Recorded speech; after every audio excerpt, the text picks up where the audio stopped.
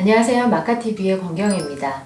오늘은 그 경계선 지능을 가져서 좀 아이를 어떻게 돌봐야 되는지 모르겠고 이런 불안함을 겪고 계시는 부모님들이 많을 텐데 오늘은 이 경계선 지능을 가진 아이들에 대한 이야기들을 좀 해보려고 합니다. 지난 난독에 관련된 이야기를 이어서 관련 전문가이신 서클러스 리더의 대표님 이혜진 대표님 모셨습니다. 네, 안녕하세요. 안녕하세요. 선생님. 네.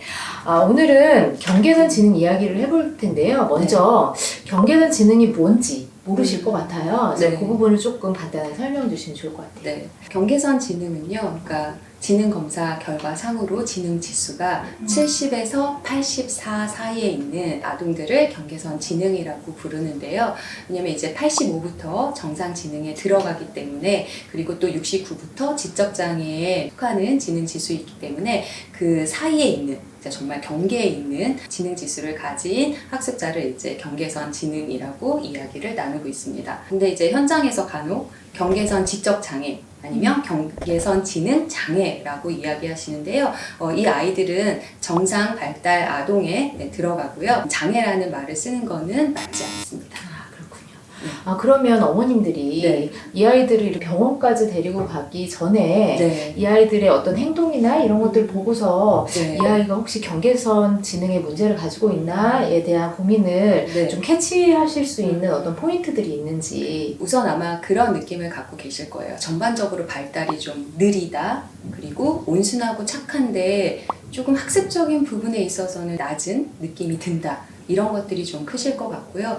그 초등학교 1, 2학년 때까지는 아마 두드러지게 경계선 지능으로 인한 어려움을 알아보시기는 쉽지 않을 것 같아요. 그러니까 좀 착하고 온순하고 공부를 아주 좀 잘하지 못하는 아이다라고 이제 보시는데 초등학교 3학년부터 아마 급격하게 느끼게 되실 겁니다. 그래서 이러한 특성을 이제 보려면 영역을 좀 다방면으로 봐야 되는데요. 이 아이들이 가진 인지적, 그 다음에 정서적, 의사소통 및 사회적 특성들을 좀 같이 살펴볼 필요가 있습니다. 인지적 측면에서 보자면요. 기억, 지각, 주의 등의 어떤 정보 처리 능력에서 어려움을 겪게 되고요. 또 주의 집중력의 폭이 좀 짧습니다. 그래서 어떤 과제가 주어졌을 때 주의를 집중해서 하기가 좀 어렵고 또 청각적인 집중력이 약해가지고요. 어머님들이 가장 많이 하시는 말씀이 이 아이가 한 귀로 듣고 한 귀로 흘려요 라는 말씀을 많이 하시는데 그게 정말 이렇게 무관심하거나 집중을 안 해서가 아니라 그런 청각적인 집중력에 좀 약점이 있습니다.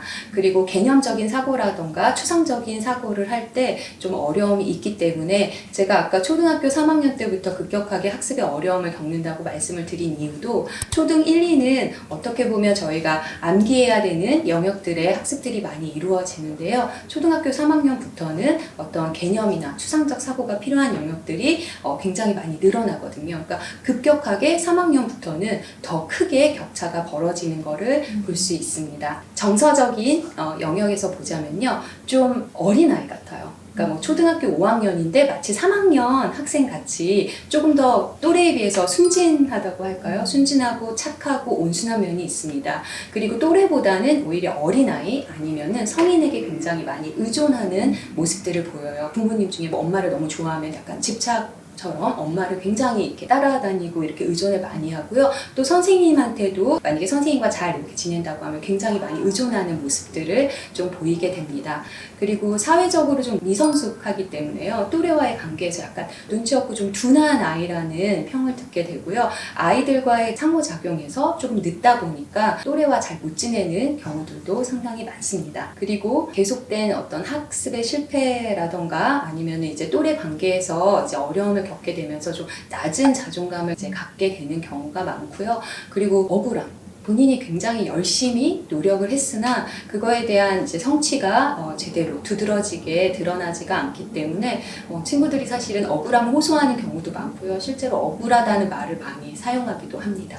그래서 그런 특성들이 있고요. 마지막으로 의사소통 부분에서는 아무래도 이제 글을 읽고 이해하는 능력이나 이런 부분들에서도 조금 낮은 성취를 보이기 때문에 어휘력이라던가 특히 표현 어휘력 자기가 이제 듣고 이해하는 어휘력은 어느 정도 되지만 내 감정이나 생각을 표현하는 어휘력에서는 상당히 부족하기 때문에 또래와의 의사소통 관계에서도 본인이 표현하고자 하는 바를 다 표현하지 못하는 경우가 많아요. 싫어라는 말로 다 통일한다거나, 예, 그러니까 그 싫은 것보다도 지금은 뭐 힘들어서 안 된다거나 뭐 여러 가지 표현들이 있는데 그냥 싫어, 좋아로만 표현이 되다 보니까 의사소통에서 이제 원활하게 하지를 못하고 본인이 또 표현하고자 하는 단어를 찾지 못해서 또 어려움을 겪기도 하고요. 이렇게 여러 면에서 어려움을 좀 나타내는 아동이 있다라고 하면 경계선 지능을 좀 의심해 볼 수 있고요. 경계선 지능 아이들은 저희가 장애라고 부르지 않는 이유도 충분히 정상 발달 수준으로 갈 수 있는 그 경계에 있는 아이들이기 때문에요. 난독증과 마찬가지로 조기에 선별해서 이 아이들에게 필요한 지원을 한다 그러면 정상 발달 수준까지 충분히 갈 수 있으니까요. 빨리 지원을 시작해 주시면 좋습니다.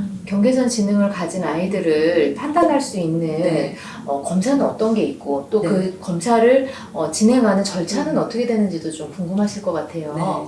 아마 많이 알고 계신 검사일 것 같습니다. 이제 표준화된 지능 검사를 이용해서 이제 그 지능 지수를 보는 게 1차적인 조건이 되는데요. 아까 말씀드린 것처럼 가장 현장에서 많이 쓰는 검사가 이제 웩슬러 검사죠. 그래서 웩슬러 검사상으로 지능 지수가 70에서 84 사이에 있다라고 하면은 경계선 지능에 속하게 되고요. 저희 기관 같은 경우에는 경계선 지능으로 인한 학습의 어려움을 해결하는 곳이기 때문에 지능 지수로 이제 먼저 경계선 지능을 선별하고 이 아이가 읽기, 쓰기, 세마기의 기초학습 영역에서 발달이 얼마나 뒤처져 있는지를 알아보기 위한 검사를 같이 실시하고 있습니다. 너무 좋네요.